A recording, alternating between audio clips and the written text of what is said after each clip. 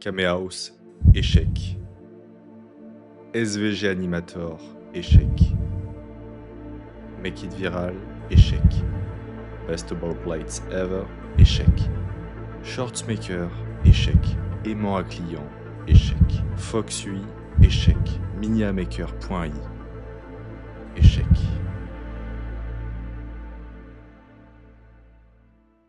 Tu te demandes quels sont tous ces noms? Ce sont des noms de projets SaaS. Le nom de tous les SaaS que j'ai lancés en 4 ans, pour être plus précis. Et encore, j'ai essayé de faire court. Aucun d'entre eux n'a jamais passé la barre des 1000 € de MRR. Tous, sans exception, ont fini par mourir lentement ou très rapidement. Dans le jargon, je suis ce qu'on appelle un loser.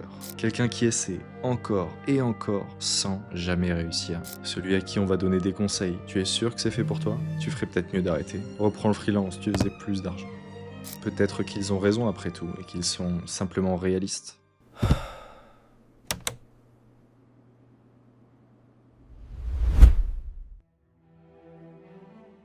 Ou peut-être qu'ils ont eux-mêmes peur. Peur de quelqu'un qui ose avoir de grandes ambitions, peur de voir tous ses efforts finir un jour par porter leurs fruits.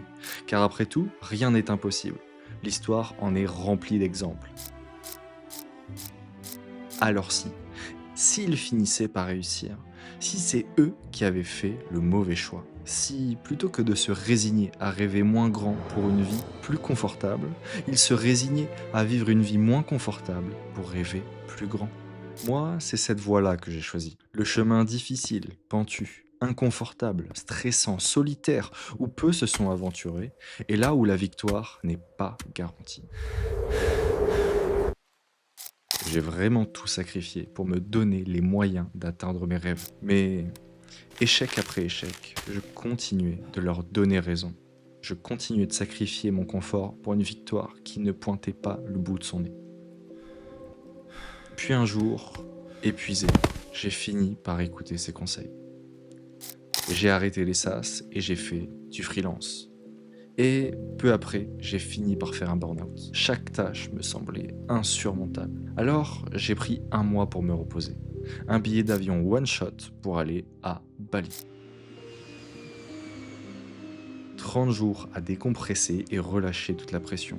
De la méditation, des rencontres, mais aussi 30 jours à réfléchir à la suite de l'aventure. Le constat est simple, je suis exténué. 5 ans à travailler du matin au soir, non-stop. Peu ou pas du tout de vie sociale. Des nuits courtes et beaucoup de caféine. La fatigue se lit sur mon visage. J'ai 23 ans, mais mon visage indique 30 ans. C'est là-bas, et à tête reposée, que je prends une décision. Mon prochain projet sera le dernier. Ma dernière chance de réussir. La dernière balle de mon revolver. Un projet, une dernière chance, 1 an pour y arriver, sinon j'arrête. Et une question en tête. Et alors si? Je m'appelle Yanis Esman. J'ai toujours été un gars assez solitaire. Trop bizarre pour les gens normaux, mais pas assez bizarre pour entrer dans une autre catégorie. Et à 18 ans, je deviens fan de l'univers du développement personnel, des startups et de l'entrepreneuriat de façon plus générale. Et il y a une bonne raison à cela. Une promesse implicite qui ferait rêver n'importe quel gamin avec des difficultés sociales. L'entrepreneuriat m'a permis de rêver d'être plus que ce que je n'étais déjà. L'histoire qu'on raconte est toujours la même. C'est celle de Jeff Bezos, Elon Musk, Bill Gates et d'autres. Le petit geek bizarre de la classe qui devient la méga star multimilliardaire de la Silicon Valley. C'est avec cette image en tête que j'ai commencé mon aventure il y a 6 ans. Mon rêve le plus fou, lancer mes propres SaaS et atteindre 10 000 € de MRR. 10 000 € de MRR, ça peut paraître peu par rapport à tous les succès dont on peut entendre parler sur Internet. Mais il faut bien commencer quelque part. C'est donc mon premier objectif. C'est le premier palier symbolique que je me dois d'atteindre. C'est à partir de là que beaucoup te reconnaissent et considèrent que tu as enfin réussi. C'est décidé. Ça sera ça le premier objectif de mon aventure. L'objectif à atteindre avec ce dernier projet. Cette vidéo, c'est l'histoire de ma dernière chance.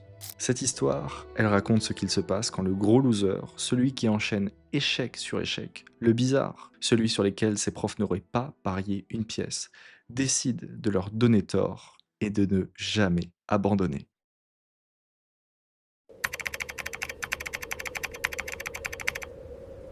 De retour en France, après mon voyage à Bali, je me mets au travail.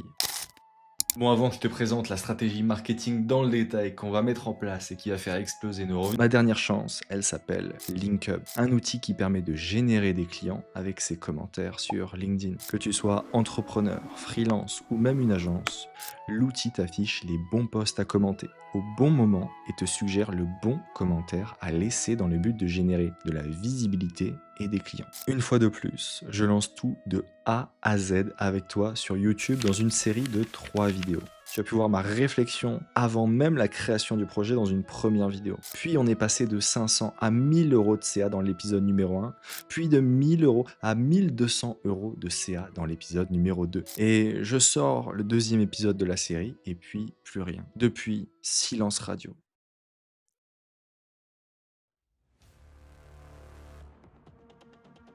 J'avance en sous-marin de mon côté. Je charbonne du matin au soir. On améliore le produit, les revenus montent. On trouve des techniques d'acquisition de dingue qui font exploser nos revenus. Le revenu monte de plus en plus vite. Puis un tas de merde nous tombe dessus, des amis nous trahissent et essaient de dupliquer notre business. Puis LinkedIn finit par nous contacter pour supprimer complètement nos différents outils. Mais avant d'aller trop loin et te spoiler toute mon histoire, reprenons où s'était arrêté le dernier épisode.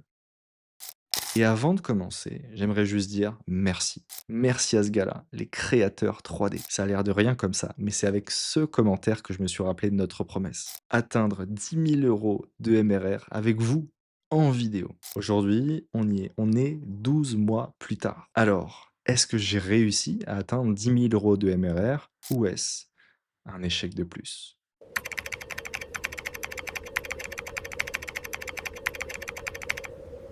Reprenons là où on s'était arrêté. Été 2025, sud de la France, Narbonne. C'est la canicule. Les gens vont à la plage, en vacances et prennent des bières en terrasse. Mais pour moi et mon associé Mathéo, la réalité est différente. Des nuits courtes, du stress et des lignes de code. LinkHub tourne, on est autour des 2000 euros par mois, mais on stagne. À ce moment-là, on est tous les deux all-in sur ce projet. Qu'est-ce que ça veut dire? Bien qu'on doit se répartir 2000 euros à deux. Résultat, il y a plus d'argent qui sort que d'argent qui rentre. Plus nos comptes en banque descendent, plus le stress augmente. Mais c'est cette même pression qui nous pousse à en faire toujours plus. Résultat, je passe mes journées à coder, faire du marketing et développer nos comptes sur LinkedIn. Mais surtout, chaque seconde de repos est consacrée à consommer des livres, des podcasts ou à réfléchir. J'ai une seule pensée dans ma tête. C'est ma dernière chance. Alors je donne tout ce que j'ai, même si je suis épuisé. Malgré tout, on reste bloqué à ce palier des 2000 euros pendant des semaines. Pourtant, le produit est bon. Les clients sont contents, plus de 40 avis 5 étoiles à ce jour, mais j'ai beau publier, relancer, prospecter, le compteur avance, mais c'est trop lent. On est dans une phase de grind. C'est ce que Paul Graham, le fondateur de Y Combinator, l'incubateur le plus populaire au monde, appelle Do Things That Don't Scale. Au début, tu dois aller chercher chaque client à la main, un post par-ci, un message par-là, que des actions 100% manuelles. C'est laborieux, ça pompe une énergie folle et ça prend un temps de fou. Et c'est exactement comme ça que tu grossis petit à petit. Et en vrai, il n'en faut pas plus. Parce que si tu arrives à faire grimper tes revenus de seulement 10% chaque mois, l'effet cumulé finit par devenir explosif. Laisse-moi te montrer. Imagine que tu démarres à 2000 euros par mois. Si tu te dis 10%, c'est juste plus 200 euros, eh bien, tu te trompes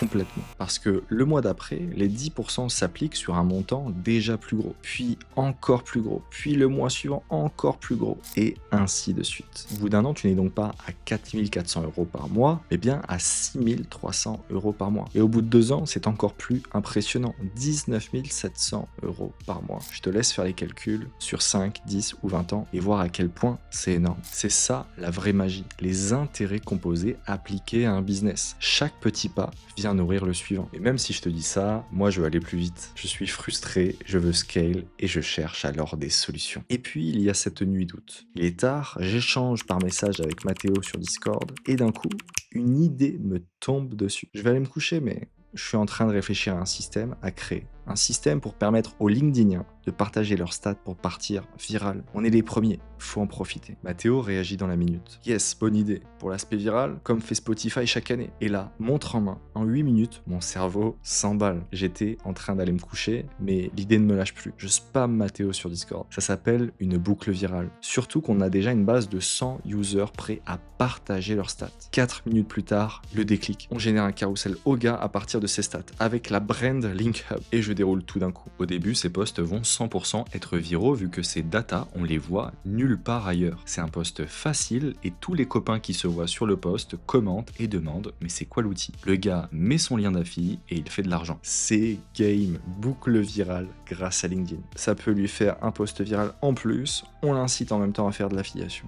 Et à 22h40, la dernière pièce technique tombe. J'ai trouvé comment transformer des pages web en PDF. Je cook ça avant la sortie du premier et on choque instant les concurrents. Ils auront même pas le temps de réagir qu'il y aura des posts de partout. Putain trop bien, on prend un temps d'avance et si c'est viral, c'est gagné. Les concurrents peuvent faire la même feature mais ça sera trop tard pour eux. Il est 22h, je devais dormir mais comment tu veux dormir après ça? Fais chier d'être autant hypé depuis 2 semaines, ça m'empêche de dormir. Laisse-moi t'expliquer pourquoi c'est énorme. Car j'ai volontairement omis une information capitale. En juillet 2025, j'ai codé pendant près d'un mois sans m'arrêter, du matin au soir non-stop, pour sortir une fonctionnalité qui n'existait pas encore sur le marché. Une fonctionnalité complexe à réaliser techniquement. Tellement complexe qu'aucun concurrent ne l'avait encore développée. Quelques semaines plus tôt, LinkedIn sort une mise à jour majeure. Tu peux maintenant voir le nombre d'impressions sous chaque commentaire, le nombre de fois qu'un commentaire a été vu. Et ça, c'est de l'or. Parce que plus ton commentaire est vu, plus tu es visible. Et plus tu es visible, plus tu génères des clients. Pour quelqu'un qui commente tous les jours, cette data vaut une fortune. Sauf qu'il y a un hic. Ce chiffre, tu peux le voir uniquement commentaire par commentaire, un par un, à la main. Aucun tableau de bord, aucune vue d'ensemble, impossible de savoir quels sont tes commentaires les plus vus, chez quel créateur tu cartonnes le plus, ou à quelle heure tes commentaires marchent le mieux. La data est là, mais inexploitable. Et qui dit problème, dit opportunité. Le défi est énorme. Créer un algorithme capable de récupérer tous les commentaires du mobile jusqu'à l'ordinateur sans exception, avec leurs stats, le créateur, l'heure de publication, etc. Bref, tout à 100%, parce qu'un seul commentaire manquant et toutes les stats de l'utilisateur sont faussées. Le tout agrégé dans un tableau de bord, rien que pour l'utilisateur, rien que pour lui. Et techniquement, c'est l'enfer pour réaliser un truc pareil. Premièrement, parce qu'on n'est pas sur une application classique. LinkHub, c'est une extension Chrome. Pour te la faire très courte, c'est beaucoup plus chiant à développer qu'une app web. Deuxièmement, parce qu'on doit aller récolter toutes ces données directement sur l'interface de LinkedIn. Et tout ça à une époque où Cloud Code n'est pas encore aussi évolué qu'aujourd'hui. Résultat, je dois coder une grosse partie à la main, à l'ancienne quoi. C'est fou qu'on puisse dire ça quand même.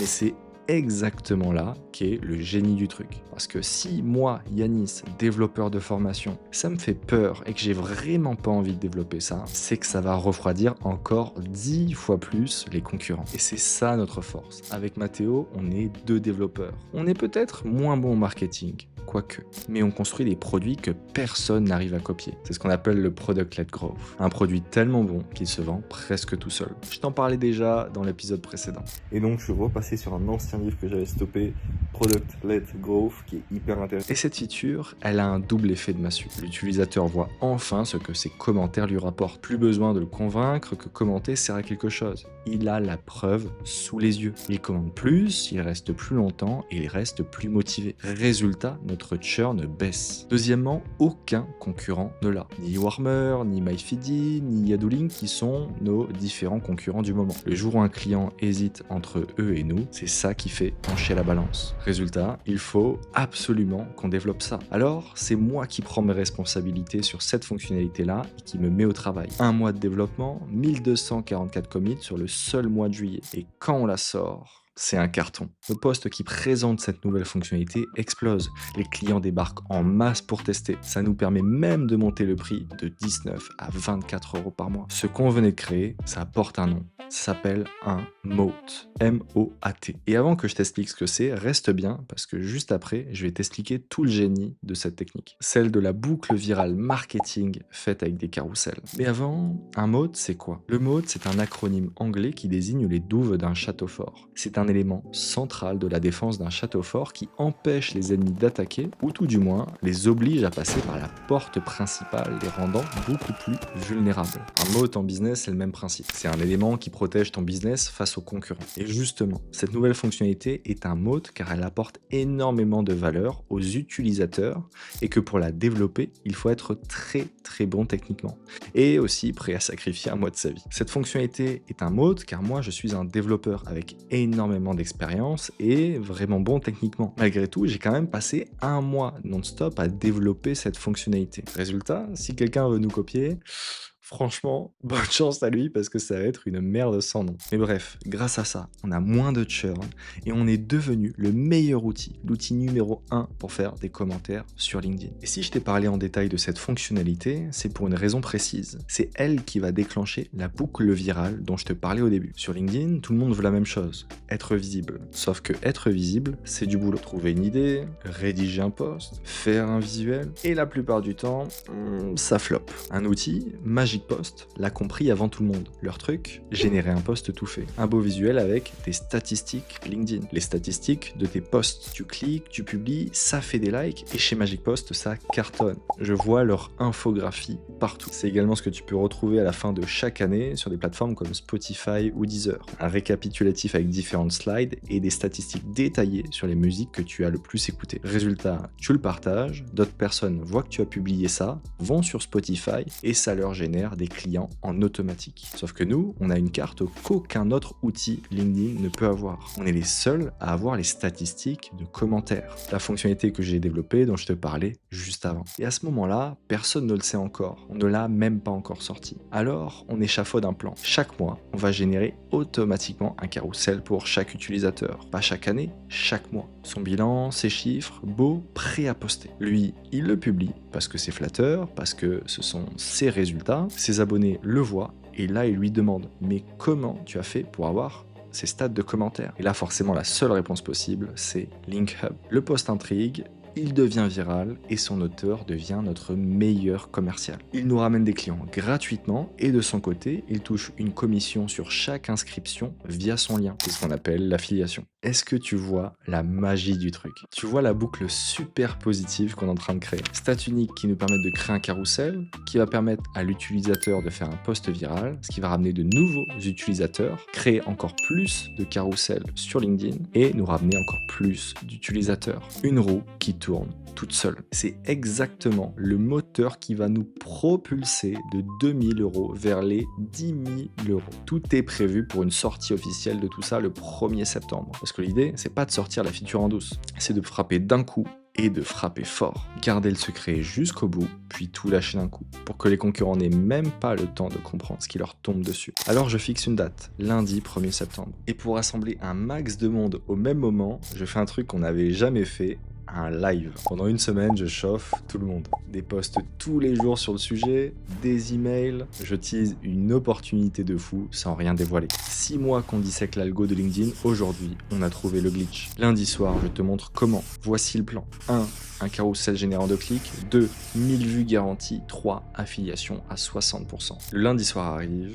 Et le live commence. Je t'explique même pas comment j'étais stressé parce que là je sors vraiment de ma zone de confort en faisant ça. Alors malheureusement on a perdu le rush du live donc je peux pas te le montrer et tu comprendras plus tard dans la vidéo pourquoi justement on l'a perdu. Mais en attendant, voici notre retour à chaud. GG pour le live frérot, t'as géré. Je reçois plein de messages sur LinkedIn de gens qui ont kiffé le live. Ça marche. Le live est un véritable succès. Le feed se remplit de carousel LinkHub.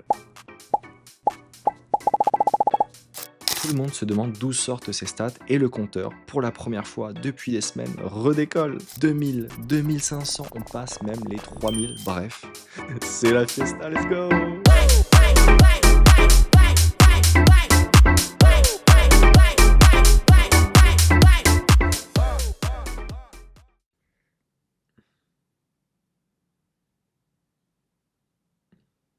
Mais tu le sais aussi bien que moi, dans l'entrepreneuriat, ces moments-là ne durent jamais longtemps. Et la réussite, ça a tendance à rameuter les petits rongeurs, prêts à tout pour récupérer quelques miettes. Et justement, en parlant de rongeurs,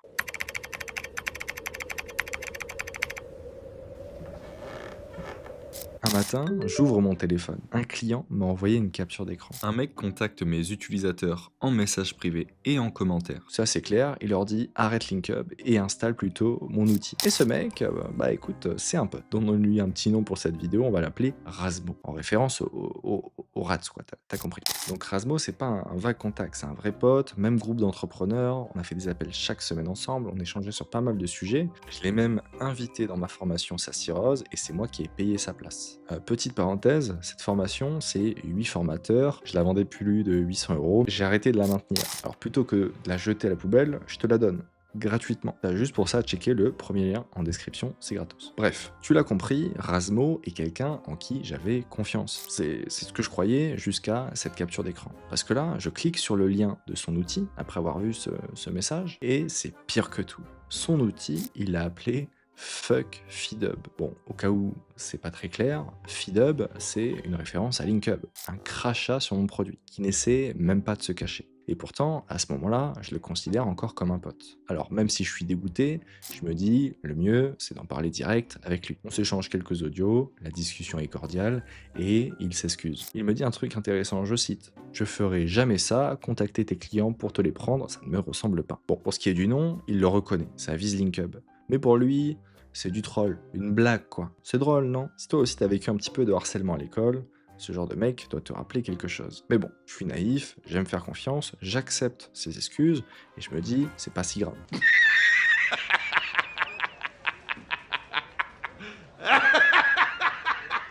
Quelle erreur, mon ami, quelle erreur. Parce que le lendemain, t'imagines même pas. Je reçois la newsletter qu'il envoie à tous ses abonnés. Par curiosité, je l'ouvre. Et là, il se vante de sa méga technique d'acquisition. Le principe est simple. DM les utilisateurs de tes outils concurrents pour les faire churner, donc pour les faire se désabonner. Et en vrai, bon, jusque-là, rien de mal. Je veux dire, c'est une technique d'acquisition qui est assez populaire et qui marche plutôt bien. Non, le vrai problème est ailleurs. L'exemple qu'il a choisi pour l'illustrer, LinkHub, avec une capture d'écran où le nom de mon outil est écrit noir sur blanc. Moins de 24 heures plus tôt, il me jurait droit dans les yeux que ça lui ressemblait pas, qu'il ne contacterait pas des prospects à moi pour leur proposer son outil. Et le lendemain, il fait une newsletter pour dire qu'il fait exactement ça et qu'il en est fier. Tout ça pour vendre un de ses PDF. T'imagines le truc. Tiens-toi bien, c'est pas fini, on reviendra après sur l'histoire de Rasmo. Mais avant ça, il y a quand même une leçon à en tirer. Parce que Rasmo, c'est un cas d'école. Dans l'entrepreneuriat, il y en a plein des gars comme lui. Et d'ailleurs, dans l'entrepreneuriat, il y a vraiment deux types de personnes. Pour ça, je vais te demander d'imaginer l'économie comme un gâteau géant. Les premiers veulent faire grossir le gâteau, créer de la valeur, améliorer un truc dans le monde et au passage s'en prendre une part. Tout le monde y gagne. Les seconds, ils s'en foutent complet du gâteau. Leur seul réflexe, tout bouffer, arracher la part du voisin, copier, prendre, tout est permis pour manger un max du gâteau. Rasmo, tu l'as compris, c'est quelqu'un qui est là pour toujours prendre et jamais créer. C'est un gros bouffeur de gâteau quoi. Et si j'avais un seul conseil à te donner, pas pour faire le mec vertueux, non, je m'en fous un peu, juste par pur pragmatisme. Si tu veux vraiment réussir, si tu veux vraiment faire de l'argent, sois de la première catégorie, celle qui cherche à créer de la valeur. Tu vas sans doute comprendre pourquoi avec la suite de l'histoire de Rasmo, parce qu'elle finit vraiment mal pour lui. Nous, pendant ce temps, on reste focus sur une seule chose, créer de la valeur.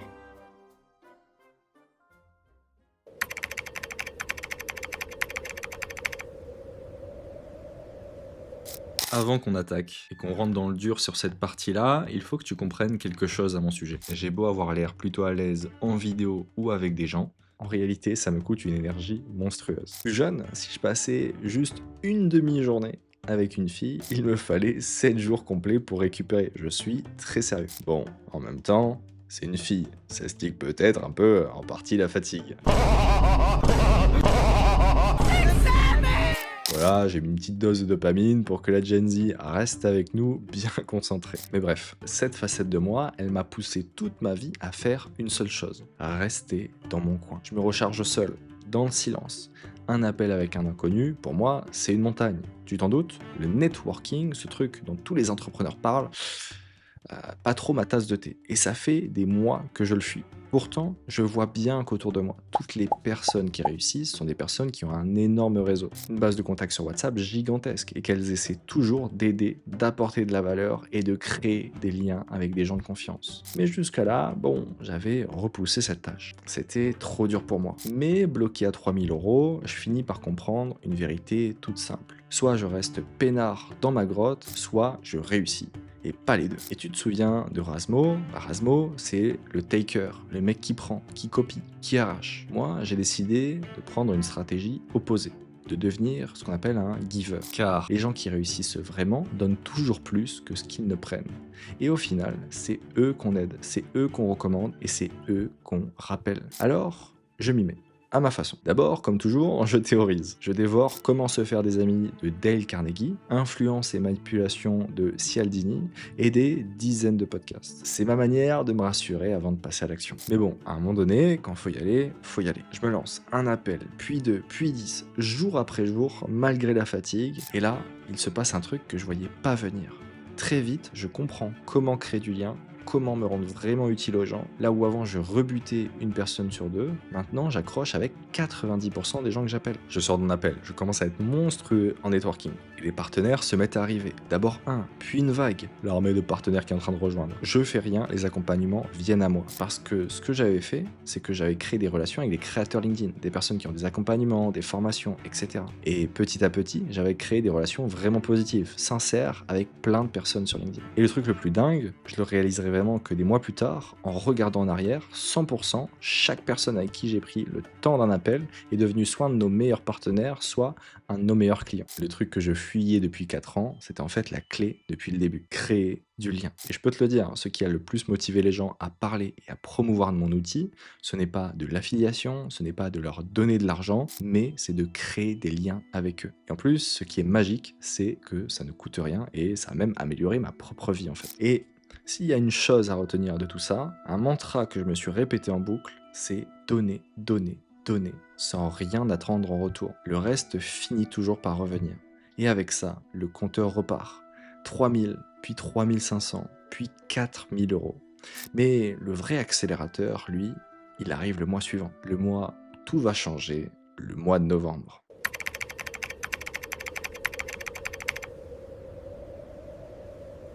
Novembre. Pour un entrepreneur, c'est sacré. Une seule raison, le Black Friday. 2 semaines où la planète entière est en mode achat. Alors, je décide de frapper un grand coup. On met en place une stratégie d'enfer pour profiter de l'événement. On ajoute un encart dans l'application pour motiver les gens à passer sur l'abonnement à l'année en réduction à 99 € au lieu de 149 €. On prépare plusieurs séquences d'emails qui vont partir spécialement pour annoncer la réduction sur le plan annuel, que ça soit sur les abonnés actuels ou même sur des personnes qui se sont désabonnées. On réactive la possibilité de prendre un essai gratuit pour tous les utilisateurs qui ont annulé leur abonnement et qui ne sont jamais passés sur l'abonnement payant. Et on prépare plusieurs posts LinkedIn pour l'occasion. On bosse comme des malades, les emails sont prêts, la promo est en prod, tout est armé. Jour J, 9 h du matin, le trafic explose. Les gens débarquent en masse. Et là, patatras. Urgent, premier jour du Black Friday, l'algo de recommandation ne marche plus du tout. Le cœur du produit lâche, au pire moment possible, en plein pic de trafic. Mathéo, cette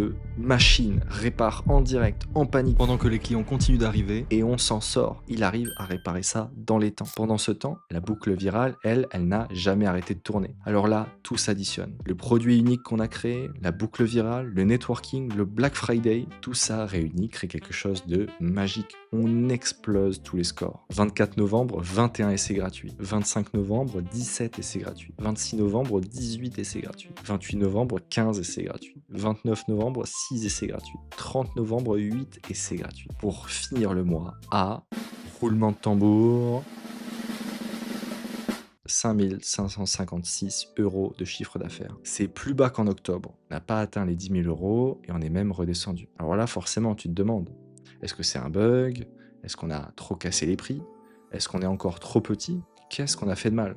Et si je te disais que ça n'a absolument rien à voir? Et si tu avais tout vu, mais que tu n'avais pas regardé? Sur la semaine du Black Friday, on récupère près de 103 essais gratuits, même plus. Sauf que nos essais, eh bien, ils durent 7 jours avant le premier prélèvement. Est-ce que tu vois où je veux en venir? Tous ces abonnements arrachés au Black Friday, ils ne se déclenchent qu'en décembre. Il reste 7 jours pour faire activer un max d'essais gratuits et peut-être aller chercher 10K de CA juste avec LinkUp. Let's go! Et le 31 décembre, au soir, ça y est, on y est. Le dernier jour de l'année, comme un symbole, comme un signe, on y est. Plus de 10 000 euros de chiffre d'affaires en un mois. Alors tu te dis, ça y est, il a réalisé son rêve. Pas tout à fait. Ou en fait même pas du tout. Parce que mon rêve, depuis le début, ce n'est pas 10 000 euros de chiffre d'affaires. Mon rêve, c'est 10 000 euros de MRR. Le MRR, c'est du revenu récurrent. Du revenu qui revient mois après mois sans avoir à acquérir de nouveaux clients. Regarde les barres en bas. Oui, on a bien atteint 10 000 euros de CA, mais pourtant, notre MRR est à peine à 5 000 euros. Et là, tu te demandes peut-être pourquoi la différence est aussi énorme entre notre MRR et notre chiffre d'affaires. On ne vend que des abonnements, alors comment ça se fait? Déjà, il faut comprendre comment est calculé le MRR sur mon tableau de bord Stripe. Oh, le MRR, c'est les revenus moyens qu'on devrait toucher le mois prochain. C'est une estimation assez peu précise qui change en fonction de l'outil utilisé. Sur Stripe, le calcul se fait de la façon suivante. Chaque abonnement mensuel actif de 24 euros, eh bien, ajoute 24 euros de MRR.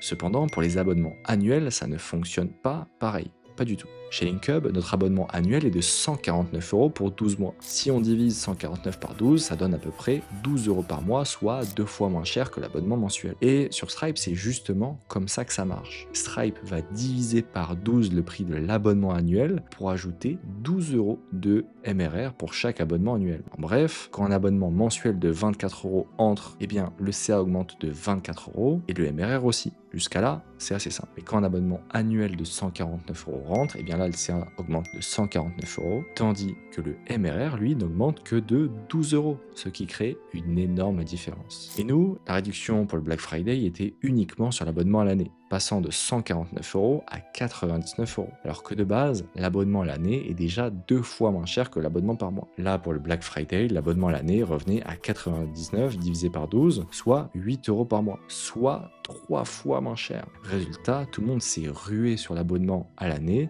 et on a vendu à peu près 40% d'abonnements à l'année. C'est ce qui explique la si grande différence entre notre MRR et notre chiffre d'affaires. Tu l'as compris, on est encore bien loin de notre objectif et il nous reste pas mal de travail. Tout le monde m'a félicité et au fond de moi, une petite voix me répétait « c'est pas ça ». C'est pas encore ça. J'avais atteint le chiffre qui brille, pas celui qui compte. Tu l'as peut-être remarqué, ce mot, à la fin de mon post. La rage. Pas de la joie, de la rage. Et c'est exactement elle qui m'a poussé vers la décision la plus radicale de toute ma vie. Tout quitter, mon pays, mon confort, pour aller chercher la marche d'après.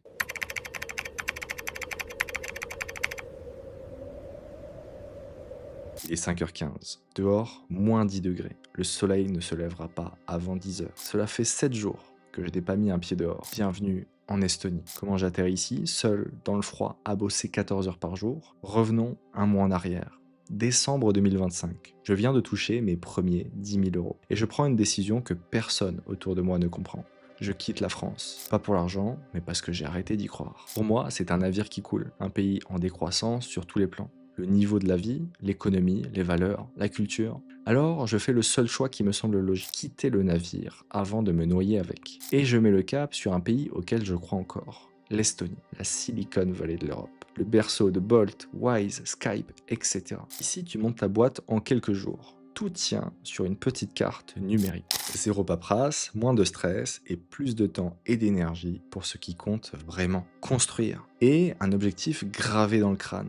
Passer de 10 000 à 50 000 euros par mois. Le prix à payer, je le connais déjà. Une obsession sans limite. 100 heures par semaine, dans un des pays les plus sombres et les plus froids de l'Europe. Une des périodes les plus hardcore de ma vie. Lever 5h15 et 14 heures de taf non-stop chaque jour pendant des mois. Certains te diront que ce n'est pas bon, qu'il suffit de travailler intelligemment, ou encore que tu as simplement à être aligné. Je ne le nie pas, toutes ces choses sont vraiment importantes. Mais celui qui essaie de te faire croire que tu n'as pas besoin de travailler énormément et de te déchirer pour réussir, est soit quelqu'un qui essaie de te manipuler pour te vendre quelque chose, car évidemment, c'est beaucoup plus sexy et attrayant de te dire que tu vas réussir en travaillant 4 heures par semaine, soit quelqu'un d'extrêmement égocentrique, qui pense être plus intelligent que la majorité de l'humanité et qui pense être tellement intelligent qu'il va produire beaucoup plus de valeur qu'un autre humain avec le même temps donné.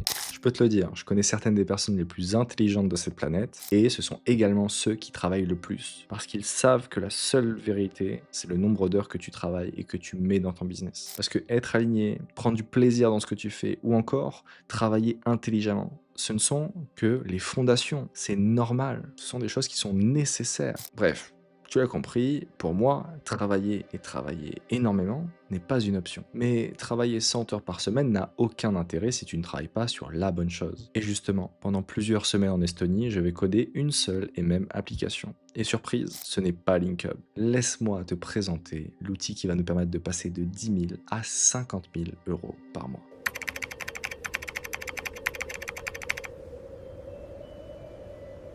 Mais avant de te présenter l'outil sur lequel je vais travailler 100 heures par semaine, il faut que tu comprennes la philosophie. Que dis-je? Le mantra que Matteo et moi, on a respecté pendant ces 12 derniers mois. Ce mantra, il tient en 3 mots. The one thing. L'idée est bête comme un chou. Concentre tout ton temps, toute ton énergie sur une seule chose. La chose la plus importante. Et c'est là, seulement là, que tu vas obtenir des résultats hors du commun. Plus ton énergie est diluée sur différents projets ou aspects de ta vie, moins tu vas être bon dans ce que tu fais. Tu seras un peu bon partout, mais excellent nulle part. C'est comme si un joueur professionnel de football essaye également de devenir joueur professionnel de basket. Ça va pas trop marcher, parce que tu as des humains qui concentrent 100% de leur journée de façon obsessionnelle à une seule et même activité.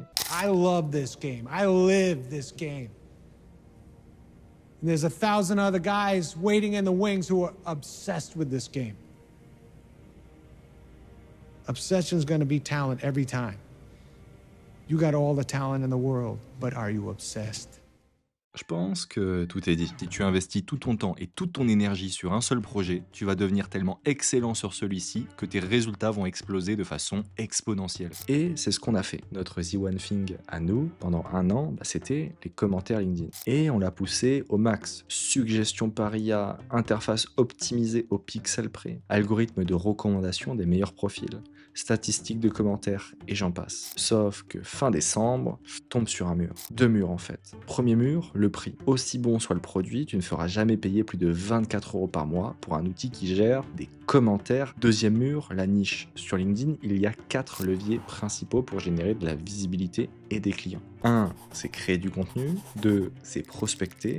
3, networker. Et 4, commenter. Et le commentaire, c'est le plus ingrat des 4. La première chose que les gens arrêtent et la dernière chose qu'ils commencent. Résultat, on s'était enfermé dans la plus petite niche de LinkedIn. Et la seule où, quoi qu'on fasse, le churn resterait énorme. Et ce, pour toujours. Même toi non. Le fondateur de Wallaxy, un outil à plusieurs millions de revenus, le dit. Son outil de création de contenu, Kawak, a un churn énorme par nature. Très tôt, on a compris un truc, c'est que les outils dans l'écosystème en général de la création de contenu sont très compliqués à faire grossir en grosses boîtes, tout simplement parce que il y a ce qu'on appelle un churn structurel. Il y a très peu de gens qui arrivent à publier du contenu longtemps sur des plateformes et donc tout l'écosystème d'outils qui va avec, il est abandonné par tous les gens qui abandonnent eux-mêmes de créer du contenu. Aujourd'hui, tu vois, à plus 4 mois, 5 mois de Kawak, on voit qu'on est autour de 15, même des fois 20% de churn mensuel. Ça veut dire que sur 100 clients au début du mois, il y en a 15 ou 20 qui sont partis. Or, son outil, c'est même pas des commentaires, c'est la création de contenu. Donc une niche où il y a encore moins de churn. Je te laisse imaginer ce que ça donne sur des commentaires. Et là, mon cerveau, celui qui adore la nouveauté et déteste rester en place, s'emballe. Jour et nuit, une seule obsession. Je meurs d'envie de lancer ce nouveau projet. Cette idée, ce projet, c'est Linkpost. Fini les commentaires. Cette fois, on attaque le levier numéro 1. La création de contenu. Bon, comme tu as pu le voir, ça va résoudre le problème qu'à moitié, car Toinon l'a dit lui-même, les outils de création de contenu ont aussi un churn élevé. Mais bon, ça sera toujours mieux que faire du commentaire. Et là, j'ai un avantage que personne n'a. 1 an à créer du contenu, des centaines d'appels avec des utilisateurs LinkedIn, je sais exactement ce que veulent les gens et comment exploser tous les outils du marché. Fin décembre, Matteo me rejoint une semaine en Estonie. On parle et je lui dis clairement, j'ai la vision, je sais exactement exactement ce que je veux faire pour ce projet. Et je suis convaincu qu'il va marcher. Matteo me fait immédiatement confiance. Avant même la première ligne de code, ma vision de l'outil tient en 3 points. Un rayon X pour analyser et comprendre n'importe quel post, un algorithme capable de prédire la viralité avant même de publier, et une intelligence artificielle branchée à toutes ces données de façon omnisciente pour guider chaque choix de l'utilisateur. Mais il nous reste un dernier frein. Un pote à nous, Nico, a déjà un SaaS de création de contenu, Redact.ai. Et entre nous, il y a un pacte tacite. On touche pas aux posts et il touche pas aux commentaires. Impossible de me lancer sans lui en parler. Alors, la boule au ventre, je lui explique tout sur WhatsApp et je lui demande ce qu'il en pense. On réfléchissait à l'idée de faire un truc de poste et t'en fais pas, on respecte à 100% notre engagement, nanana, évidemment.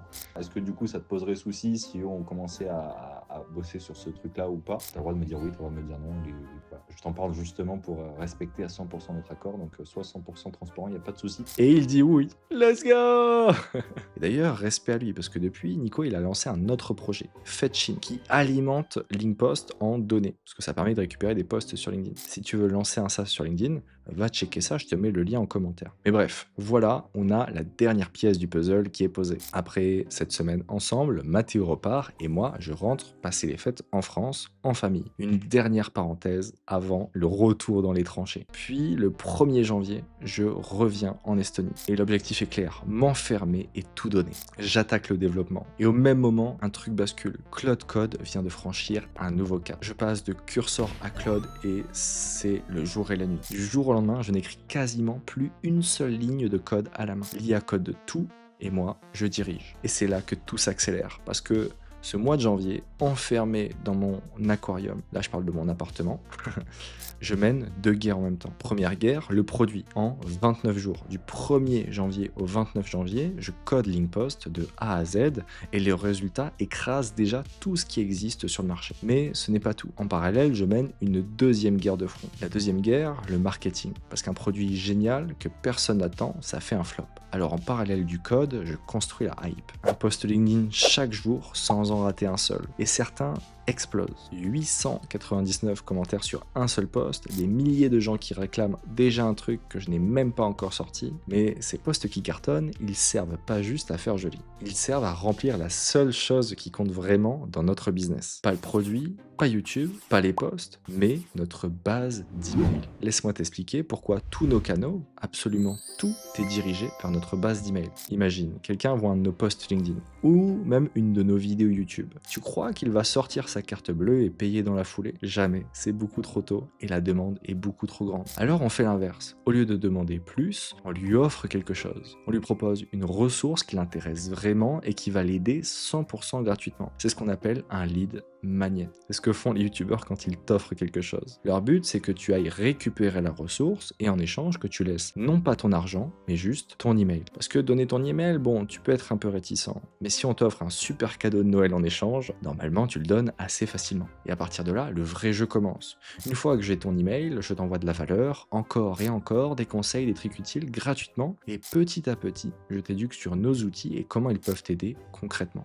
Tu me fais de plus en plus confiance jusqu'au jour où passer à l'action devient une évidence. Parce que par email, je contrôle quand est-ce que la personne va voir et ouvrir mon email. Alors que ça soit sur YouTube ou sur LinkedIn, je dépends d'un algorithme et je ne peux donc pas contrôler à quel moment mes messages marketing vont être affichés aux clients potentiels. C'est donc important de rediriger tous les prospects et les futurs clients dans un endroit où je vais pouvoir gérer de manière prévisible mon marketing. Et ça nous donne 2 avantages énormes. 1, on signe beaucoup plus de clients qu'en essayant de vendre directement, parce qu'on laisse le temps à la confiance de s'installer. Et 2, et c'est le plus puissant, on donne en public, on vend en privé. Dit comme ça sonne un peu malsain, je sais, mais c'est juste la façon la plus saine de vendre. Tu donnes d'abord énormément et tu proposes seulement quand la personne est prête d'acheter. Le meilleur dans tout ça, cet email, une fois qu'il est dans notre base, il est à moi, pour toujours. Tu te rappelles le Black Friday de tout à l'heure? Eh bien, imagine le prochain, avec 10 fois plus d'emails dans notre base. ça sera un vrai massacre. Voilà pourquoi l'email, c'est le cœur du réacteur.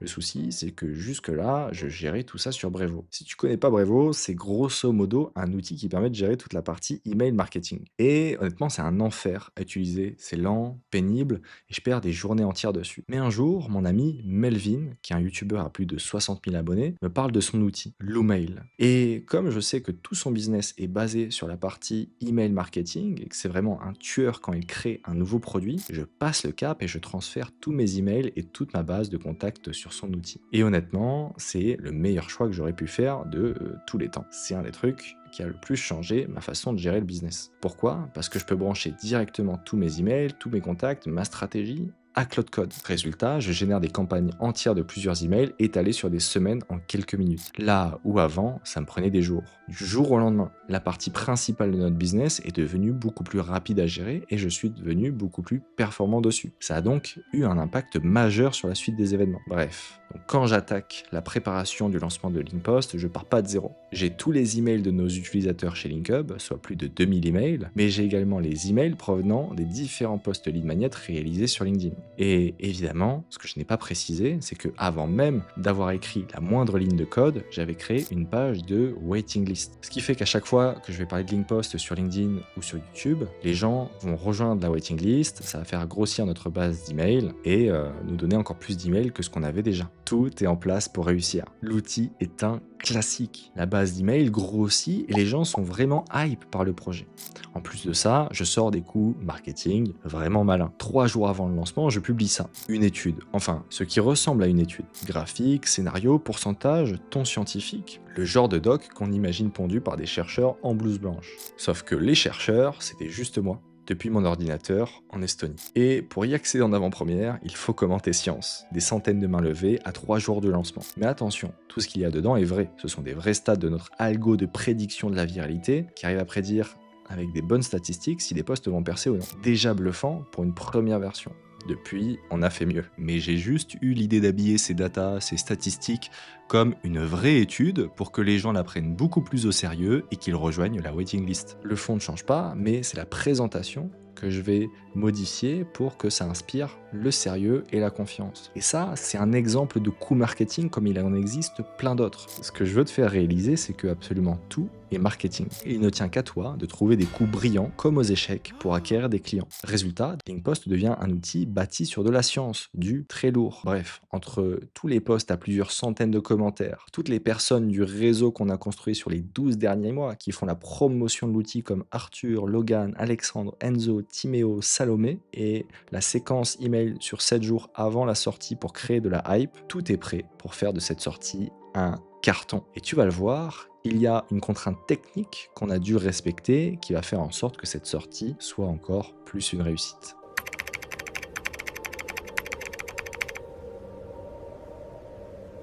29 janvier, le jour J. Il me reste juste à appuyer sur la détente. Mais avant d'appuyer sur la détente, il faut que je te montre 2 choix cruciaux qui ont tout changé pour nous. Parce que ce lancement, c'est une partie d'échecs. Et avant le jour J, on a joué 2 coups brillants. Coup numéro 1, la limite. Avant le lancement, on décide de mettre en place une limite de 50 places et pas une de plus. Au départ, c'est même pas du marketing, c'est une contrainte technique. Linkpost n'est pas un petit outil, c'est une machine bourrée d'algorithmes, d'IA et de calculs de viralité sur des millions de posts. Hyper complet, hyper technique et impossible de l'ouvrir à des milliers de personnes d'un coup. Si tout le monde débarque et que ça plante, on est foutu.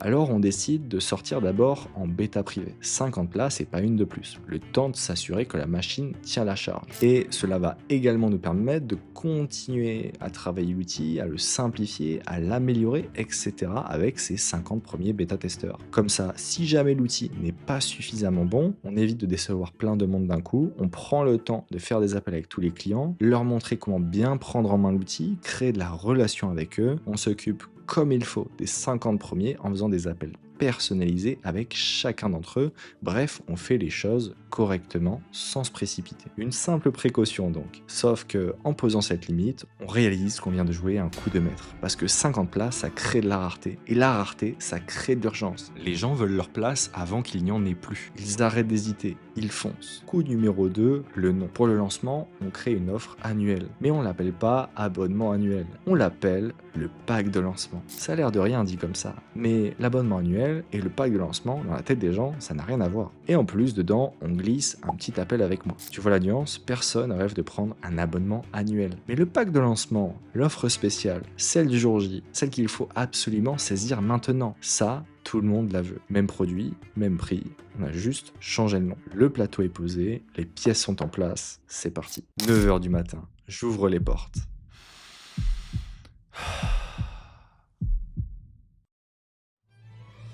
Les ventes commencent à tomber. 1, puis 2, puis 10. Je suis scotché devant mon écran. Chaque notification Stripe, c'est une décharge de dopamine. Je suis incapable de faire quoi que ce soit de toute la journée et je passe ma journée à actualiser Stripe. Un mois de boulot pour une journée de lancement. Et nous deux, Mathéo et moi, derrière nos écrans, on n'en revient pas. Le soir même, c'est plié. Plus de 50 places vendues en moins de 12 heures sur un produit auquel personne n'avait encore touché. Et sur nos 2 coups d'échec, ils ont payé plein pot. Sur 56 ventes, 16 personnes ont pris le pack de lancement à 390 €, payé d'un coup, cash, presque un tiers du groupe, juste parce qu'on l'a appelé le pack de lancement au lieu de l'abonnement annuel. Honnêtement, avant le lancement, on n'aurait jamais prévu de faire autant de ventes. On a été surpris hyper positivement. Comme quoi, ça peut aussi arriver. On est le 29 janvier et c'est bientôt la fin du mois. Et tu sais, avec Mathéo, ce qu'on regarde toujours à la fin du mois, une seule chose, notre chiffre d'affaires. Le chiffre qui dit si on monte ou si on descend.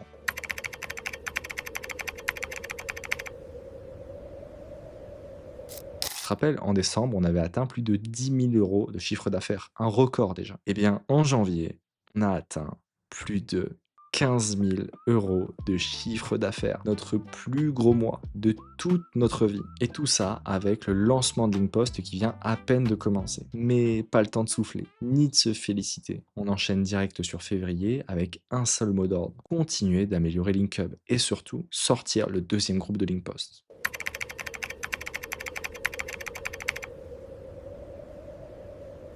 C'est parti, pendant 3 semaines, on améliore le produit. On fait des appels avec les utilisateurs, on prend les retours, etc. Côté marketing, pas besoin de réinventer la roue. On ressort exactement la même machine qu'au groupe numéro 1. Campagne d'email, post lead magnet, rareté des 50 places. Pendant que Mathéo tient Linkhub, moi je développe Linkpost en solo. Et en parallèle, je passe à la vitesse supérieure sur les lead magnets.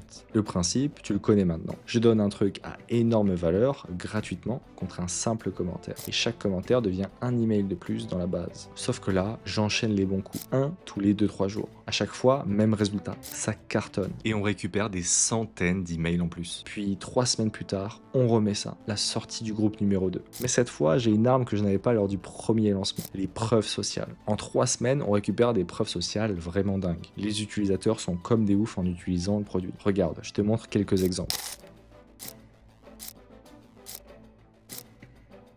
Là, on est comme des oufs. On se dit, avec des preuves sociales pareilles, le groupe 2 va être un carnage. Parce que là, c'est plus moi qui dois convaincre que le produit est génial. Mes clients sont là pour le faire à ma place. Et un client satisfait, ça vend 10 fois mieux que n'importe quel argumentaire. Du coup, fort de toutes ces preuves, je me permets un dernier move. Un truc que j'aurais jamais osé un mois plus tôt. J'augmente le prix de 59 à 79 € par mois. Quand t'as ce mur d'avis derrière toi, tu t'excuses pas, tu assumes et tu augmentes le prix, mon gars. Bah bien sûr. Et d'un coup, Linkpost change de catégorie. 17 février, jour d'ouverture, il est 9 h. Les portes s'ouvrent. 25 places en 60 minutes.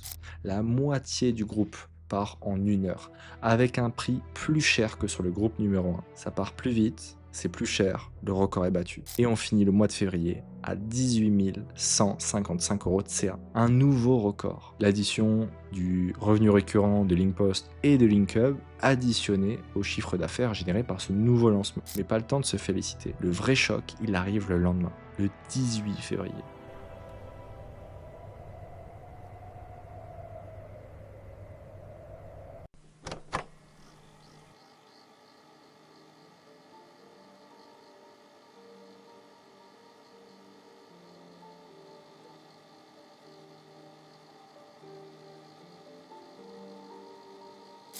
Le 18 février, j'ouvre mon tableau de bord et je vois 10 000 €. Pas du CA, du MRR. du récurrent. 10 000 € tous les mois. Tu te souviens de la question du tout début? Est-ce que j'ai atteint 10 000 € de MRR ou est-ce un échec de plus? La voilà, la réponse. 12 mois plus tard, 12 mois après la première vidéo, voici la réponse. On atteint 10 000 € de MRR avec LinkHub plus LinkPost. Ce jour-là, j'ai pas sauté au plafond. J'ai pas sabré le champagne non plus. Mais j'ai ressenti quelque chose de bien plus profond. Une immense fierté. Parce que ce chiffre, ça faisait 4 ans que je les poursuivais. 4 ans, une dizaine de projets morts, un burn-out, jusqu'à même retourner vivre chez ma mère sans un sou. Et là, après toutes ces épreuves, j'y étais, pour de vrai. Est-ce que tu sais d'où je tire cette philosophie, celle de ne jamais abandonner? Des animés. Plus jeune, c'est dans ces histoires que je me réfugiais. Naruto qui devient Hokage, Goku qui protège sa famille et sa planète, Luffy qui part conquérir le monde pour devenir le roi des pirates. Ces héros m'ont gravé une règle simple dans le crâne. Peu importe combien de fois tu tombes, tu te relèves. L'abandon n'est même pas une option. C'est exactement ce qui m'a fait avancer quand tout le monde me disait d'arrêter. Alors, je prends le temps de remercier tous ceux qui ont participé à cette victoire. Mathéo, mon associé, est une bête de travail. Ma famille et tous les proches qui m'ont soutenu. Et toi aussi, qui suis cette aventure depuis le début. Et le meilleur moyen de me remercier, ce n'est pas forcément de lâcher un like ou de t'abonner, mais c'est surtout que toi aussi tu poursuives tes rêves et que tu te donnes les moyens d'y arriver. Parce que tu l'as vu, le loser, le gamin bizarre, celui sur qui personne n'aurait parié une pièce, il vient de réaliser son rêve devant toi. Mais les 10K de MRR n'étaient qu'une étape. Le rêve ne s'arrête pas là. Maintenant, on est en route pour les 100K de MRR. J'allais arrêter cette série de vidéos au 2e épisode parce que, je vais être franc avec toi, ça ne faisait pas assez de vues par rapport aux efforts et au temps que j'ai investi. Donc, bon, je suis vraiment pas sûr de continuer la série jusqu'aux 100K de MRR. Ça dépendra pas mal de la visibilité que génère cet épisode, car faire une vidéo comme celle-là, ça prend un temps de dingue. Par contre, si tu souhaites continuer de suivre l'aventure et d'avoir des conseils de ma part totalement gratuitement, je te mets ma newsletter en description. C'est là-bas que je vais partager toutes les petites pépites. Je vais essayer de partager un email chaque semaine en te partageant mon histoire et en donnant des conseils pour que tu puisses toi aussi lancer ton SaaS et générer tes premiers revenus. Pas forcément 10K dès maintenant, mais déjà 100 €, puis 1000 €, puis 5000 €, pourquoi pas, et peut-être même beaucoup plus, je te le souhaite. Et je pense que tu le sais déjà, mais il n'y a rien de plus satisfaisant que générer ses premiers euros avec son projet. Les premiers euros sont vraiment les meilleurs. Bref, cette newsletter, c'est complètement gratos, mon pote et ma pote, donc fonce. Bon, et là tu te dis, tout est bien qui finit bien, n'est-ce pas?